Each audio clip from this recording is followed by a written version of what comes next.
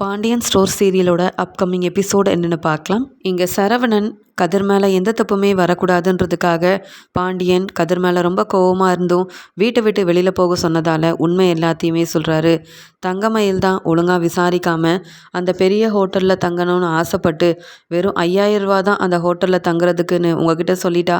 ஆனால் அங்கே போனதுக்கு அப்புறமா தான் மொத்தமாக 26,000 ரூபா கொடுத்தா தான் அந்த ஹோட்டல்லையே தங்க முடியும்னு சொல்ல போய் தான்ப்பா கதிர் எனக்கு உதவி செய்ய உங்கள் பணத்தை எடுத்து எனக்கு அனுப்பிட்டான்ப்பா.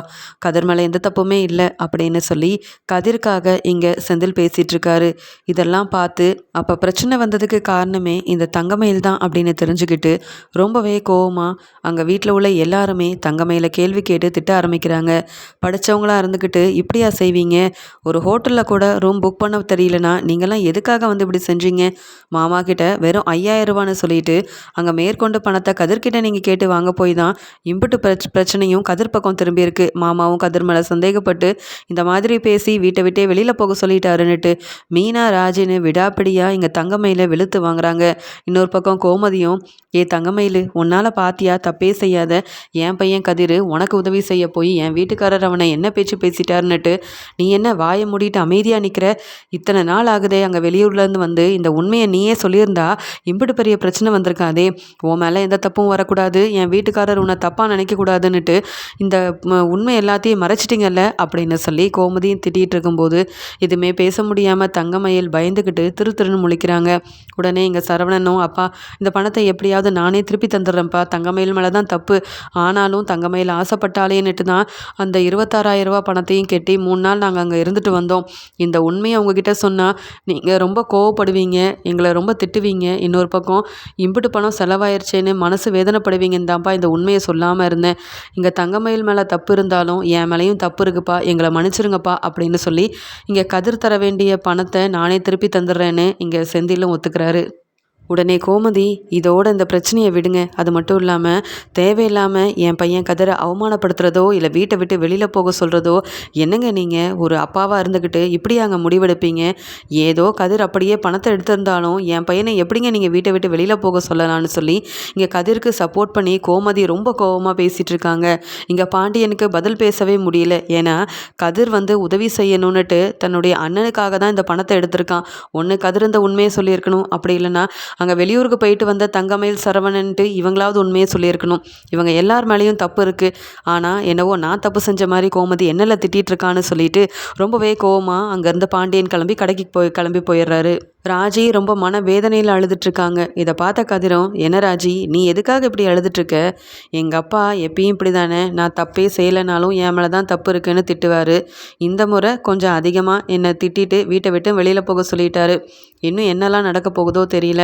அதான் எங்கள் அண்ணன் இந்த பணத்தெல்லாம் திருப்பி தரதா சொல்லிட்டாங்கல்ல, இனி இதை பற்றிலாம் நீ யோசிக்காத அப்படின்னு பேசிகிட்டு இருக்கும்போது வீட்டில் உள்ள எல்லாரும் கதிரை இப்படி பாண்டியன் பேசினதெல்லாம் நினச்சி ரொம்பவே மன வேதனையில் இருக்காங்க. இங்கே தன்னுடைய ரூமுக்கு போன இங்கே தங்கமயிலுக்கு ரொம்ப கோவம் வருது. நான் என்னவோ பெரிய தப்பு பண்ணதான் நினச்சி கதிர் தம்பிக்கு எல்லாரும் சப்போர்ட் பண்ணிகிட்டு இருக்காங்க, என்ன எல்லாரும் என்ன பேச்சு பேசிட்டாங்க, திட்டி ரொம்ப அவமானப்படுத்திட்டாங்க. இதுக்கடையில் இந்த ராஜியும் மீனாவும் இதுதான் சரியான சமயம்னு சொல்லிட்டு என்னை கேள்விக்கு மேலே கேள்வி கேட்டு என்னவோ நான் பெரிய தப்பு பண்ணிட்டேன், நிறைய பணத்தை செலவு பண்ணிட்டு வந்த மாதிரியும் எனக்கு பணத்து மேலே கொஞ்சம் கூட அக்கறையே இல்லாமல் பொறுப்பே இல்லாமல் நான் நடந்துக்கிட்ட மாதிரி உள்ள பேசிட்டாங்கன்னு சொல்லி ரொம்பவே கோவத்தில் இருக்காங்க. இங்கே சரவணன் ரூமுக்கு வந்த உடனே தங்கமயில் கோவமாக பேச ஆரம்பிக்கிறாங்க. என்ன மாமா நீங்கள் உங்கள் தம்பி உங்கள் அப்பாவோட பணத்தை யாருக்கும் தெரியாமல் நமக்கு அனுப்பிவிட்டா நம்மளுக்கு என்ன மாமா தெரியும்? அவர் ஏதோ வெளியில் கடன் வாங்கியிருப்பார், இல்லை ஃப்ரெண்ட்ஸ் கிட்டே கேட்டு வாங்கி கொடுத்துருப்பாருன்னு நான் நினச்சேன். ஆனால் மாமாவோட பணத்தை எடுத்து அனுப்ப சொன்னது நம்மளை அனுப்ப சொன்னோம். அவர் செஞ்ச தப்புக்கு வீட்டில் உள்ள எல்லாரும் அவங்க தம்பியை திட்டாமல் என்னையும் உங்களையும் நிற்க வச்சு கேள்வி கேட்டு இம்புட்டு அவமானப்படுத்துகிறாங்க. இதுக்கு தான் என் அம்மாவும் அப்பாவும் அப்போவே சொன்னாங்க, நாங்களே பணம் செலவு பண்ணி வெளியூருக்கு அனுப்பி வைக்கிறோம், நீங்கள்லாம் எதுவும் செய்ய வேண்டான்னுட்டு. அதுக்கும் மாமாவும் அத்தையும் வேண்டான்ல சொன்னாங்க. நீங்களாவது எனக்கு சப்போர்ட் பண்ணி பேசுவீங்கன்னு பார்த்தா பிரச்சனைக்கெல்லாம் காரணம் தங்கமயில் தான், அவளால் தான் இம்புட்டு பணம் செலவாச்சுன்னு எல்லாரும் முன்னாடியும் என்னை பற்றியில் சொல்லி கொடுக்குறீங்க.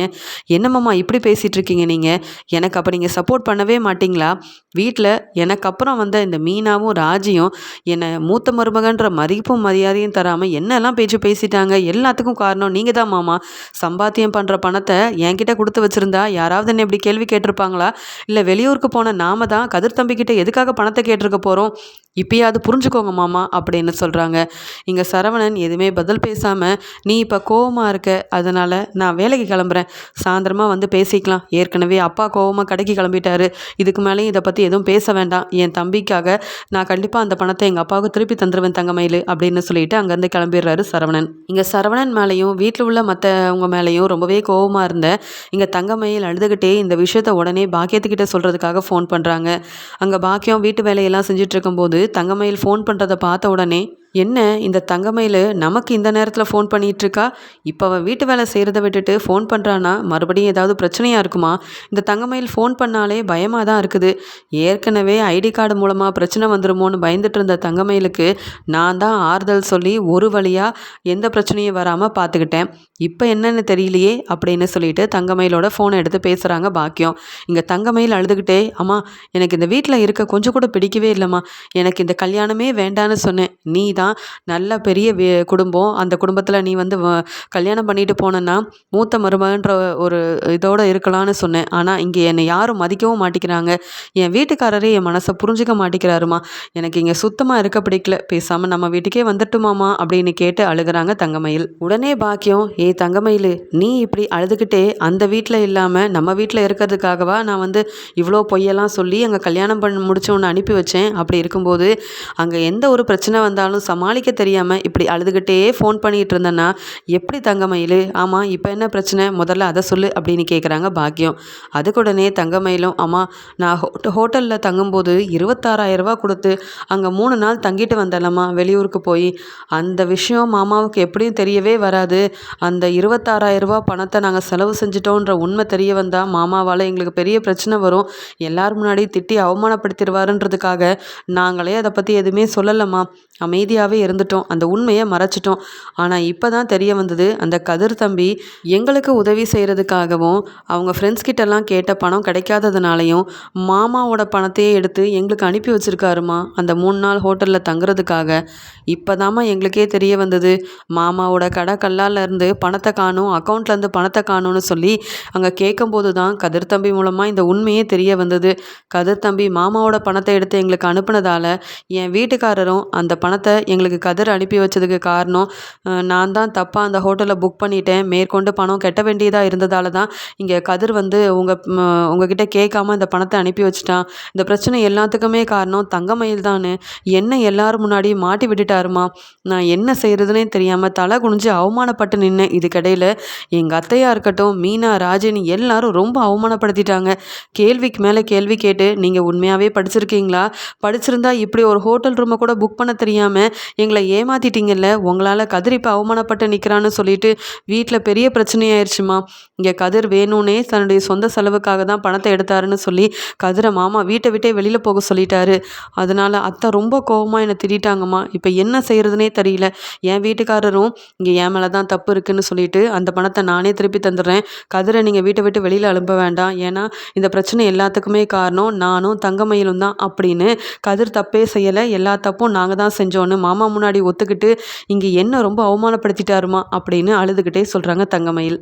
இதை கேட்ட பாக்கியமும், என்ன தங்கமயில் இப்படி சொல்லிகிட்டு இருக்க, வெறும் 26,000 வீட்டில் உள்ள எல்லாரும் ஒன்றை அவமானப்படுத்தினாங்களா, உன்னுடைய வீட்டுக்காரர் மொத்த சம்பளத்தையும் உன்கிட்ட கொடுத்தா நீ எதுக்கு கதிர் தம்பிக்கிட்ட அந்த ஹோட்டலில் பணம் கட்ட முடியாமல் பணத்தை கேட்டிருக்க போகிறீங்க, இதை கூடவா உன் மாமனாரும் மாமியாரும் புரிஞ்சிக்கல, மொத்த பணத்தையும் வாங்கி வைக்க மட்டும் தெரியுதில்ல அவங்களுக்கு, அப்படி இருக்கும்போது உங்களுக்கும் பணம் கொடுக்கணுன்ற கொஞ்சம் கூட யோசிக்க மாட்டாங்களா, அப்படி என்ன நீ பெரிய தப்பு பண்ணிட்டேன்னு உன்னை நிற்க வச்சு கேள்வி கேட்டு திட்டுறதுக்கு இருக்குது, அந்த ராஜையுமா உன்னை திட்டினா, இந்த ராஜியும் மீனாவும் வீட்டுக்கே பிடிக்காமல் கல்யாணத்தை பண்ணிட்டு வந்து உன்னையே வந்து இப்படி நிற்க வச்சு அவமானப்படுத்துகிறாங்கன்னா நீ அவங்கள சும்மாவா விட்ட, நீ வந்து நல்லா பேசியிருக்கணும், நீ அமைதியாக இருந்திருக்கவே கூடாது தங்கமயில், நீ இப்படி இருக்க போய் தான் வீட்டில் உள்ள எல்லாரும் உன்னை வந்து மதிக்காமல் இருக்காங்க, நான் வரேன், நான் வந்து அவங்க எல்லாருக்குமே புரிய வைக்கிறேன், என் பொண்ணையா இப்படியெல்லாம் பேசியிருக்காங்க அவமானப்படுத்தியிருக்காங்க, அவங்கள நான் சும்மா விட போகிறதே இல்லை, தன்னுடைய பையன் கல்யாணம் ஆனதுக்கு அப்புறமா மொத்த பணத்தையும் கொண்டு வந்து கொடுக்குறானே,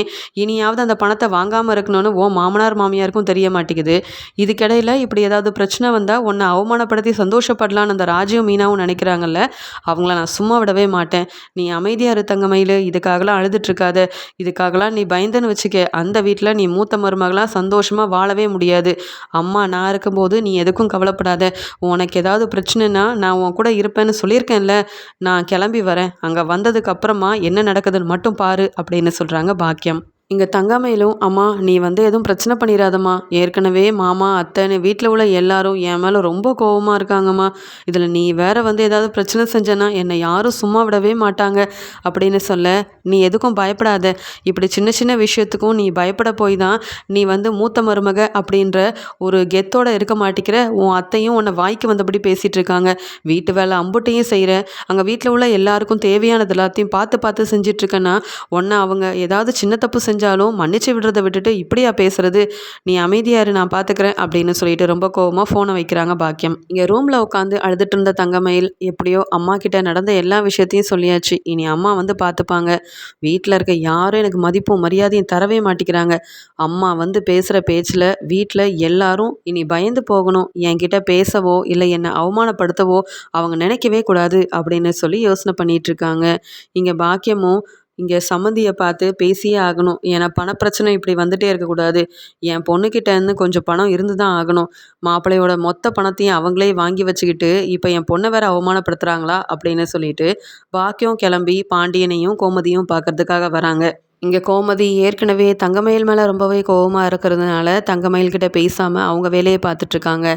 அந்த சமயம் இங்கே பாண்டியனும் சாப்பிட்டுட்டு அங்கே வெளியில் வேலைக்கு போகாமல் கடைக்கு போகாமல் மனசே சரியில்லை கோமதி. இங்கே வீட்டில் தேவையில்லாத விஷயங்கள்லாம் நடந்துட்டுருக்கு. நம்ம வீட்டுக்கு வந்த மருமக எல்லாருமே நம்ம பேச்சு கேட்டு தான் நடப்பாங்க. நமக்கு தெரியாமல் எதுவும் செய்ய மாட்டாங்கன்னு பார்த்தா இந்த ராஜி என்னடானா அவள் டியூஷன் எடுக்க போகிறேன்னு சொல்லிட்டு தேவையில்லாத பிரச்சனையை கொண்டு வந்து நிப்பாட்டுறா. இங்கே தங்கமயில் என்னடானா இம்புட்டு பணத்தையும் செலவு பண்ணிட்டு அந்த உண்மையவே என்கிட்ட மறைச்சிருக்கா. அப்படி இருக்கும்போது யாரை நம்புறது யாரை நம்பக்கூடாதுன்னு ஒன்றுமே தெரியல அப்படின்னு பேசிகிட்டு இருக்காரு. அங்கே வேலையிலேருந்து மீனா வந்து நிற்கிறாங்க. இங்கே காலேஜெல்லாம் முடிச்சுட்டு இங்கே ராஜியும் வந்து நின்றுட்டுருக்காங்க.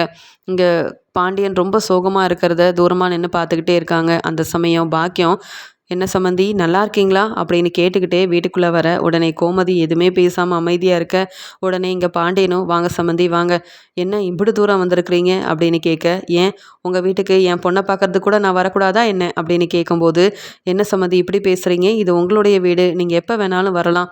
தங்கமயில நீங்கள் எப்போ வேணாலும் பார்க்குறதுக்கு நீங்கள் வரலான்னு சொல்ல, ஆமாம் சம்மந்தி தங்கமயில் எப்படி இருக்கா அப்படின்னு கேட்குறாங்க. அவள் நல்லா தான் இருக்கா சம்மந்தி, ஏன் என்ன விஷயம் அப்படின்னு கேட்கும்போது, அது வேறு ஒன்றும் இல்லை, தங்கமயில் அழுதுகிட்டே எனக்கு ஃபோன் பண்ணா, இப்போ எப்படி இருக்கான்னு பார்த்துட்டு போகிறதுக்காக தான் வந்தேன் அப்படின்னு சொல்ல, உடனே கோமதி பாண்டியன் மற்ற எல்லாருக்குமே தெரிய வருது. அப்போ வீட்டில் நடந்த எல்லா விஷயத்தையுமே தங்கமயில் அழுதுகிட்டே அவங்க அம்மா கிட்ட சொல்லியிருக்கா போல். அதனால தான் இவங்க தங்கமயிலை பார்க்குறதுக்காகவும் நம்மக்கிட்ட பேசிட்டு போகிறதுக்காகவும் வந்திருக்காங்களோ அப்படின்ற மாதிரி பார்த்துக்கிட்டே இருக்காங்க. இங்கே பாண்டியனும் கோமதி காஃபியெல்லாம் கொண்டு வந்து கொடு அப்படின்னு சொல்ல, அதுக்குடனே பாக்கியம் சொல்கிறாங்க, அதெல்லாம் ஒன்றும் வேண்டாம் சம்மந்தி. ஏன் சம்மந்தி, நான் அந்த அவங்கக்கிட்ட ஏற்கனவே சொன்னேனே, என் பொண்ணும் மாப்பிள்ளையும் வெளியூர் போகிறதுக்கு உண்டான எல்லா செலவையும் நாங்களே ஏற்றுக்கிறோம், நீங்கள் எதுவுமே செய்ய வேண்டான்னுட்டு. அப்புறம் என்ன சம்மந்தி, வெறும் 26,000 பணம் செலவானதுக்கு தங்கமயில நிற்க வச்சு அம்புட்டு கேள்வி கேட்டிருக்கீங்க. வீட்டில் உள்ள எல்லாருமே அவமானப்படுத்தி பேசியிருக்கீங்க. என் பொண்ணு இந்த வீட்டோட மூத்த மருமகன்ற ஒரு மதிப்பும் மரியாதையும் அவளுக்கு நீங்கள் தரலன்னா அவள் எப்படி சம்மந்தி இந்த வீட்டில் வாழணும் அப்படின்ற ஒரு எண்ணம் அவளுக்கு இருக்கும். ஏன் அவளுக்கு அந்த பணத்தை செலவு பண்ணக்கூட தகுதி இல்லையா என்ன, இல்லை உரிமை இல்லையா? எங்கள் வீட்டில் அவளை எவ்வளோ நல்லபடியாக வளர்த்தோம் தெரியுமா, வசதியாக வளர்ந்த பிள்ளை அவள். ஆனால் இப்படி பணத்துக்காக நிற்க வச்சு கேள்வி கேட்டு இப்படி திட்டிருக்கீங்களே சம்மந்தி, அவள் அழுகும்போது என்னால் தாங்கவே முடியல. நீங்கள் சொல்லியிருந்தா கூட அந்த பணத்தை நாங்களே கொடுத்துருப்போமே அப்படின்னு சொல்லி ஆரம்பிக்கிறாங்க பாக்கியம். அதுக்குடனே கோமதியும், பணத்தை பற்றி நாங்கள் பேசவே இல்லை, ஆனால் நடந்த உண்மையை எதுக்காக மறைச்சாங்கன்ற கோவத்தில் தான் நாங்கள் திட்டினோமே தவிர்த்து அந்த பணத்தை திருப்பி கொடுக்கவும் சொல்லலை. அது மட்டும் இல்லாமல் பணத்தை ஏன் இப்படி வீண் செலவு செஞ்சீங்கன்னு நாங்கள் கேட்கல. என்ன தான் நடந்தாலும் அதை நீங்கள் சொல்லியிருக்கணும்ல. பணத்தால் வீட்டில் பெரிய பிரச்சனை வருதுன்னா தங்கமயில் வாய் திறந்து உண்மையை சொல்லியிருந்தா என் பையன் கதிர் தப்பு பண்ண மாதிரி என் வீட்டுக்காரர் திட்டிருக்க மாட்டார். அதனால தான் இவ்வளோ பெரிய உண்மையை மறைச்சது எதுக்குன்னு கேட்டு தான் தங்கமயில திட்டினோம். இதில் கூட தப்பு இருக்குன்னு சொன்னீங்கன்னா எங்களால் அதுக்கெலாம் பதில் சொல்லிகிட்டு இருக்க முடியாது சம்மந்தி அப்படின்னு சொல்கிறாங்க கோமதி. உடனே இங்கே பாக்கியம், என்ன சம்மந்தி இப்படி பேசுகிறீங்க? உங்கள் பையனுக்கு சப்போர்ட் பண்ணி பேசிட்டு இப்போ தங்கமயில் மேலே தப்பு தங்கமயில் மட்டும்தான் தப்பு செஞ்சதா பேசிகிட்டு இருக்கீங்களே. ஆமாம், இங்கே தங்கமயிலே கதிருக்கு ஃபோன் பண்ணி உங்கள் அப்பாவோட பணத்தை யாருக்கும் தெரியாமல் எடுத்து எங்களுக்கு அனுப்புங்க அப்படின்னு சொன்னாலா என்ன? பண பிரச்சனை இருக்குன்னு மட்டும் தானே 2 பேரும் சொல்லியிருக்காங்க. எங்ககிட்ட கேட்டிருந்தா கூட தான் அந்த பணத்தை நாங்கள் யாருக்கும் தெரியாமல் அனுப்பி வச்சுருப்போம். ஆனால் உங்கள் பையன்கிட்ட கேட்டது தான் பெரிய தப்பாக போச்சு. ஆமாம், இந்த கதிருக்கு வெளியில் போய் நல்லா சம்பாதிக்கிறாரு. அவருடைய பணத்தை அனுப்பாமல் வீட்டில் உள்ளவங்க கிட்ட கேட்காம பெரியவங்க கிட்ட இந்த விஷயத்த சொல்லாமல் எதுக்காக யாருக்கும் தெரியாமல் இந்த பணத்தை அனுப்பணும்? கதிர் செஞ்ச தப்புக்கு நீங்கள் கதிரை வீட்டை விட்டு வெளியில் அனுப்பியிருந்தா கூட சரிதான். ஆனால் நீங்கள் தேவையில்லாமல் தங்கமயில அப்படி திட்டிருக்கவே கூடாது. என்னால் தாங்கிக்கவே முடியல. வேணும்னா சொல்லுங்க, அந்த 26,000 பணத்தை மொத்தமாக நானே கொடுத்துட்றேன். ஏன்னா எப்படியும் சரவணன் தம்பி தானே இந்த பணத்தை தரதா சொல்லியிருக்காரு. அப்படி இருக்கும்போது நான் தந்தா என்ன, சரவணன் தம்பி தந்தா என்ன அப்படின்னு சொல்கிறாங்க. இங்கே உடனே பாண்டியன், அந்த பணத்தை யாரும் தர வேண்டாம், நானே பார்த்துக்கிறேன். இவங்க 2 பேரும் வெளியூருக்கு போகணும் அப்படின்னு ஆசைப்பட்டது நான் தான். பணத்தை நானே செலவு செய்கிறேன்னு சொன்னதும் நான் தான். நீங்கள் யாரும் அந்த பணத்தை திருப்பி தர வேண்டாம், நானே பார்த்துக்கிறேன். தேவையில்லாமல் பேசாதீங்க சம்மந்தி. நீங்கள் தங்கமயில பார்க்க வந்தீங்கன்னா பார்த்துட்டு கிளம்புங்க. கோமதி, எனக்கும் வெளியில் வேலை இருக்குது, நான் கிளம்புறேன்னு சொல்ல உடனே இங்கே வந்து பாக்கியம் ரொம்ப கோவமாக ராஜிக்கிட்ட, ஏமா ராஜி, நீங்கள் கல்யாணம் முடிக்கிறதுக்கு தான் உங்கள் அப்பா அம்மா கிட்ட கேட்கல. இந்த ஒரு பேச்சையுமே இந்த கதிர் தம்பி கேட்க மாட்டாரா என்ன? சம்மந்தியோட சொல் பேச்சை கேட்டு கடையில் போய் வேலை பார்த்துருக்கலாம். இவங்க பார்ட் டைம் வேலைக்கு போக வேண்டான்னா அந்த வேலைக்கு தான் போவேன்னு உன் வீட்டுக்காரர் அடம்பிடிச்சு சம்பாதிச்சு உன்கிட்ட தானம்மா கொடுக்குறாரு. அந்த பணத்தை நீ தானே வாங்கி வச்சுக்கிற. உன்னுடைய படிப்புக்காகவும் உன்னுடைய தேவைக்காகவும் தானே கதிர் தம்பி வெளியில் போய் வேலை பார்க்குறாரு. அப்போ இங்கே சம்மந்தி பேச்சை கேட்காம இந்த கதிர் தம்பி தானாக எடுக்கிற முடிவால் இப்போ பார்த்தியா என் பொண்ணு அவமானப்பட்டு நிற்கிறா. யாருமா கதிர் தம்பியை வந்து சம்மந்தியோட பணத்தை எடுத்து அனுப்ப சொன்னது? அவர் வந்து யார் பேச்சையும் கேட்காம பணத்தை எடுத்து அனுப்ப போய் தானே இம்பிட்டு பெரிய பிரச்சனை வந்திருக்கு. ஆனால் நீங்கள் எல்லாருமே என் பொண்ணை நிற்க வச்சு கேள்வி கேட்குறீங்களா? என் பொண்ணு உரிமையோட எல்லாராலையும் பார்த்து இந்த செய்யப்பட்ட கல்யாணத்தின் மூலமாக இந்த வீட்டுக்கு மருமகளாக வந்திருக்கா. ஆனால் நீயா இருக்கட்டும், மீனாவாக இருக்கட்டும், அப்படி இல்லை. இவங்களுக்கு பிடிக்காத மாதிரி கல்யாணத்தை செஞ்சுக்கிட்டு இந்த வீட்டுக்குள்ளே வந்தவங்க. உரிமைன்னு பார்க்க போனால் தங்கமயிலுக்கு மட்டும்தான் உரிமை அதிகமாக இருக்குது. அவள் இந்த வீட்டோட மூத்த மருமக. அவள் பெரிய தப்பே பண்ணியிருந்தாலும் உன்னுடைய மாமனாரோ மாமியாரோ கேள்வி கேட்க உரிமை இருந்தாலும் நீங்கள் யாருமா கேள்வி கேட்குறதுக்கு? நீங்கள் யாருமா அவளை அவமானப்படுத்துறதுக்கு? அப்படின்னு ராஜி மீனாவை நிற்க வச்சு கோவத்தில் கேள்வி கேட்குறாங்க பாக்கியம். உடனே இங்கே ராஜியும், ஆமாம், இங்கே எங்கள் வீட்டில் நடக்கிற பிரச்சனையில் நீங்கள் எதுக்கு தலையிடுறீங்க? உங்கள் பொண்ணை பார்க்க வந்தீங்கன்னா உங்கள் பொண்ணை பார்த்துட்டு போங்க. ஏற்கனவே கதிரை பற்றி தப்பாக பேசியும் கதிரை இந்த விஷயத்தில் தேவையில்லாமல் பிரச்சனையில் இவங்க வந்து மாட்ட வைக்க போய் தான் நான் கதிருக்கு சப்போர்ட் பண்ணி தங்கமயிலக்காவை திட்டினேன். இப்போ நீங்கள் மறுபடியும் என்கிட்ட பேசி என்னை திட்ட வச்சிடாதீங்க. நீங்கள் உங்ககிட்ட பேசுகிறதுக்கும் எனக்கு கொஞ்சம் கூட விருப்பமே கிடையாது. கதிர் என்னங்க அப்படி தப்பு செஞ்சா? வெளியூரில் இருந்தப்ப அவங்க பண பிரச்சனையில் இருக்காங்கன்னு உங்களுக்கும் தெரியும்ல. கதிர் பணத்தை அனுப்பி விடுறதுக்கு முன்னாடியே நீங்கள் அனுப்பி விட்ருக்க வேண்டியதானே? உங்கள் பொண்ணு தானே அவங்க. நீங்கள் பணத்தை கொடுத்து உதவி செஞ்சுருந்தா கதிர் எதுக்குங்க பணத்தை அனுப்பி விடணும்? கதிர் எதுக்காக மாமா முன்னாடி அவமானப்பட்டு நிற்கணும்? எந்த ஒரு விஷயத்துலையும் பணத்தை தரேன்னு சொல்கிறீங்களே தவிர்த்து பணத்தை இப்போ வரைக்கும் நீங்கள் தந்ததே கிடையாது. அப்படி இருக்கும்போது தன்னுடைய அண்ணனும் அண்ணியும் அவமானப்படக்கூடாது, சந்தோஷமாக அங்கே 3 நாள் இருந்துட்டு வரணும்னு கதிர் யாருக்குமே தெரியாமல் செஞ்ச இந்த வேலை தப்புன்னு நீங்கள் சொன்னீங்கன்னா உங்கள் பொண்ணுக்கு உதவி செய்யாமல் நீங்கள் இருந்ததும் தப்புன்னு தான் நானும் சொல்லுவேன். இனி கதிரை பற்றி நீங்கள் தப்பாக பேசாதீங்க. நீங்கள் தங்கமயிலக்காவோட அம்மான்ற ஒரே இதில் தான் நான் அமைதியாக போயிட்டுருக்கேன். மேற்கொண்டு கதிரை பற்றி ஏதாவது பேசுனீங்கன்னா அப்புறம் நானும் தப்பாக பேச வேண்டியதாக போயிடும், புரிஞ்சுக்கோங்க அப்படின்னு சொல்லிடுறாங்க ராஜி. ராஜி இப்படி பேசுவாங்கன்னு எதிர்பார்க்காத பாக்கியம் இனியும் இந்த ராஜிக்கிட்ட பேசினா நிற்க வச்சு இந்த தங்கமயில் மாதிரியே நம்மளையும் அவமானப்படுத்திடுவா போலேன்னு சொல்லிட்டு திருத்திருன்னு முழிக்கிறாங்க. உடனே மீனாவும், அதென்ன, எப்போ வீட்டுக்கு வந்தாலும் என்னையும் ராஜியவும் உங்களுக்கு இந்த வீட்டில் உரிமையே இல்லை, எங்கள் மாமனார் மாமியாருக்கு தெரியாமல் கல்யாணத்தை முடிச்சுட்டு வந்து தான் இங்கே இருக்கீங்கன்னு சொல்லி எதுக்காக இப்படிலாம் பேசிகிட்டு இருக்கீங்க? நாங்கள் இவங்களுக்கு பிடிக்காமல் கல்யாணத்தை செஞ்சுட்டு வந்தாலும் இந்த வீட்டுக்கு ஒரு நல்ல மருமகளாக தான் இருக்கோம். தங்கமயில் அக்கா மாதிரி நடந்த எந்த விஷயத்தையும் நாங்கள் மறைக்கவும் இல்லை, பொய் சொல்லவும் கிடையாது. இவங்கள மாதிரி வெளியூருக்கு போகணும்னு சொல்லி அடம்பிடிச்சு போய் வீண் செலவு செய்யவும் கிடையாது. எங்கள் வேலையை பார்த்துட்டு இருக்கும்போது நீங்கள் எதுக்கு உங்கள் பொண்ணுக்கு சப்போர்ட் பண்ண வந்து தேவையில்லாமல் பிரச்சனையில் எங்களை வேறு இழுத்துட்ருக்கீங்க? இது உங்களுக்கெல்லாம் தேவையா? இல்லை நாங்கள் உங்ககிட்ட வந்து பேசினோமா அப்படின்னு சொல்லி மீனாவும் இங்கே பாக்கியம் இப்படி பேசினதால ரொம்பவே கோவமாக பாக்கியத்துக்கு பதில் கொடுத்துட்ருக்காங்க. இங்கே பாண்டியனும், ஆமாம் சம்மந்தி, நீங்கள் தங்கமயிலை பற்றி பேசினா தங்கமயிலை பற்றி மட்டும் பேசுங்க, மற்ற என் 2 மருமகளை பற்றி நீங்கள் பேச வேண்டிய அவசியமே கிடையாது. ஏன்னா அவங்களும் எனக்கு ஒரு பொண்ணு மாதிரி தான். அப்படி இருக்கும்போது தங்கமயில் வந்து பொறுப்பாக நடந்துப்பான்னு நினச்சேன். ஆனால் இந்த 2 மருமகளும் பணத்தை பற்றியோ இல்லை பண விஷயத்துலையோ இவ்வளோ வந்து பணத்தை வீண் செஞ்சதே கிடையாது தங்கமயில் மாதிரி. நீங்கள் தங்கமயில ரொம்பவே வசதியாக வளர்த்துருக்கலாம். ஆனால் மீனாவாக இருக்கட்டும் ராஜியாக இருக்கட்டும் வசதியில் ரொம்பவே கூடின பிள்ளைங்க தான். அவங்க வீட்டில் இல்லாத எந்த வசதியுமே இல்லை. அப்படி இருக்கும்போது எங்கள் குடும்பத்துக்கு ஏற்ற மாதிரி தானே அவங்க இருக்காங்க. நீங்கள் மீனாவை பற்றியோ ராஜியை பற்றியோ இனி பேசவே வேண்டாம் அப்படின்னு சொல்லிடுறாங்க பாண்டியன். இங்கே பாக்கியத்துக்கு ரொம்ப கோவம் வருது. என்னையே இவங்க எல்லாரும் இப்படி நிற்க வச்சு கேள்வி கேட்டு அவமானப்படுத்துகிறாங்கன்னா என் பொண்ணு இந்த வீட்டில் என்னெல்லாம் பாடுபடுறாளோ தெரியலையேன்னு சொல்லி யோசனை பண்ணிட்டு இது சரிப்பட்டு வராது, நாம் நினச்சதை சொல்லிட வேண்டியதான் நினச்சிட்டு சமந்தி நீங்கள் வேணால் இங்கே மீனாக்கும் ராஜிக்கும் சப்போர்ட் பண்ணலாம். ஆனால் எனக்கு என்னுடைய பொண்ணோட வாழ்க்கை தான் முக்கியம். அதுக்காக தான் பேசிட்டு போகிறதுக்காக வந்தேன். இங்கே சரவணன் தம்பி உங்கள் பையனாகவே இருந்தாலும் அவருக்கு இப்போ கல்யாணம் ஆயிடுச்சு. இங்கே அவருடைய மொத்த சம்பள பணத்தையும் நீங்கள் வாங்குறதெல்லாம் ரொம்ப பெரிய தப்பு. நீங்கள் இனிமேல் சரவணன் தம்பியோட சம்பள பணத்தை வாங்காதீங்க. ஏன்னா தங்கமயிலுக்கும் நிறைய செலவுன்னு இருக்கும். எல்லாத்துக்கும் உங்ககிட்டயே வந்து பணத்தை கேட்டுட்டு நிற்க முடியுமா? இங்கே ராஜிக்கு பணம் வேணும்னு உடனே கதிர் தம்பி வேலைக்கு போய் பணத்தெல்லாம் கொடுத்துட்ருக்காருல, உங்ககிட்டயா வந்து ராஜி பணத்தெல்லாம் கேட்டுட்ருக்காங்க. மீனாவும் கை நிறைய சம்பாதிக்கிறதுனால மற்ற 2 மருமகளுக்கும் பணம் நிறையாவே இருக்குது. ஆனால் என் பொண்ணு இந்த வீட்டில் பணம் இல்லாமல் வெளியில் வேலைக்கும் போக முடியாமல் எவ்வளோ கஷ்டப்பட்டுட்ருக்கா. இனியாவது புரிஞ்சு நடந்துக்கோங்க. நீங்கள் அப்படி பணத்தை கொடுத்து வச்சுருந்தா இம்பிட்டு பெரிய பிரச்சனை வந்திருக்காது. மொத்தத்தில் இந்த பிரச்சனைக்கு காரணம் தங்கமயில் இல்லை, சரவணன் தம்பியோட சம்பள பணத்தை வாங்கி நீங்கள் அதை பயன்படுத்துறதுனால பிரச்சனைக்கு எல்லாம் காரணம் நீங்கள் தான். அவங்க சம்பள பணம் அவங்கக்கிட்ட இருந்தால் வெளியூர் போகிறதுக்கு உங்ககிட்டயோ கதிர் தம்பிக்கிட்டேயோ எதுக்காக பணத்தை கேட்க போகிறாங்க? அவங்க சம்பள பணத்தை வச்சு அவங்க எல்லாத்தையும் பார்த்துருப்பாங்களே. நீங்கள் தான் சம்மந்தி தேவையில்லாமல் கல்யாணம் முடிச்சதுக்கு அப்புறமாவும் அவங்களுடைய பணத்தை வாங்கி வச்சுக்கிட்டு பிரச்சனை பண்ணிகிட்டு இருக்கீங்க. இனி என் மாப்பிள்ளையோட சம்பள பணத்தை நீங்கள் வாங்கவே கூடாது. இதை சொல்லிட்டு போகிறதுக்காக தான் வந்தேன். தங்கமயில் நீ எதுக்கும் கவலைப்படாத, நான் அம்மா இருக்கிறேன். இனி கண்டிப்பாக சரவணன் தம்பி அவருடைய சம்பள பணத்தை உன்கிட்ட தான் கொடுப்பாரு. நீ யார்கிட்டேயும் பணத்துக்காக கையேந்தி நிற்க வேண்டிய அவசியம்லாம் இருக்காது அப்படின்னு சொல்லிட்டு இதை சொல்கிறதுக்காக தான் வந்த சம்மந்தி. இன்னொரு விஷயம், என்னுடைய பொண்ணு தான் இந்த வீட்டோட மூத்த மருமக. அவளுக்கு உண்டான மதிப்பும் மரியாதையும் கண்டிப்பாக இந்த மீனாவும் ராஜியை கொடுத்து தான் ஆகணும். நான் கிளம்புறேன் சம்மந்தி அப்படின்னு சொல்லிட்டு ரொம்பவே கோவமாக பாக்கியம் அங்கேருந்து கிளம்பிடுறாங்க. தங்கமயில் தலை குனிஞ்சு நிற்கும்போது இங்கே கோமதி சொல்கிறாங்க, பார்த்தீங்களாங்க இந்த தங்கமயில் நம்ம வீட்டில் உள்ள எல்லா விஷயத்தையும் அவங்க அம்மா கிட்ட சொல்லி கொடுத்து அவள் நினச்ச எல்லாத்தையும் அவங்க அம்மா வந்து நம்மக்கிட்ட பேசிட்டு போகிறாங்க. ஏதோ இந்த சரவணன் கொடுக்குற பணத்தை வச்சு தான் நம்ம குடும்பத்தையே நடத்துகிறதா அவங்க அம்மா நினச்சிட்டு இருக்காங்க போல. யாருடைய சம்பள பணமும் நம்மளுக்கு வேண்டாங்க.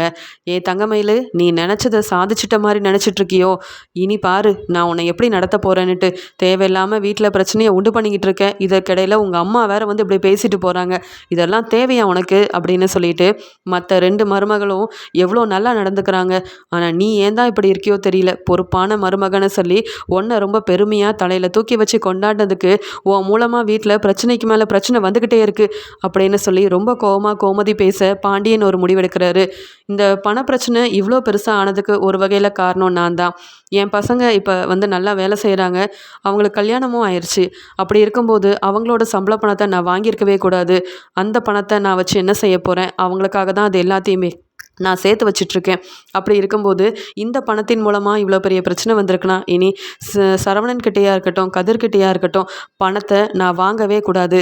நான் சம்பாதிக்கிற பணமே எனக்கு போதும். என் பசங்களோட பணம் இனி அவங்கக்கிட்டேயே இருக்கட்டும் அப்படின்ற மாதிரி முடிவெடுத்துட்டு இங்கே பாக்கியம் பேசின பேச்சால் ரொம்பவே மனவேதனையில் இருக்கார் பாண்டியன். இங்கே மீனாவும் ராஜியும் இந்த தங்கமயில் அக்காவால் தான் அவங்களோட அம்மா வந்து நம்மளை இந்த பேச்சு பேசிட்டு போயிருக்காங்க. தங்கமயில் அக்கா என்னதான் நம்மக்கிட்ட நல்லபடியாக நடந்துக்கிட்டாலும் நல்லா பேசி சிரித்தாலும் உள்ளுக்குள்ளே நம்மளை பற்றி தப்பாக தான் யோசிக்கிறாங்க. இனி தங்கமயில் அக்கா கிட்ட நம்ம பேசவும் கூடாது, அவங்கக்கிட்ட வந்து சரிவர பதில் சொல்லவும் கூடாது. இனி அவங்க பக்கமே போகக்கூடாது. தங்கமயில் அக்கா நம்மக்கிட்ட பேச வந்தாலும் அவங்கள வந்து நம்ம கவனிக்கவே கூடாது அப்படின்னு சொல்லி இங்கே மீனாவும் ராஜியும் தங்கமயில் மேலேயும் தங்கமயிலோட அம்மா பாக்கியத்து மேலேயும் கோவமாக இருக்கிறதுனால இப்படி ஒரு முடிவையும் எடுக்கிறாங்க.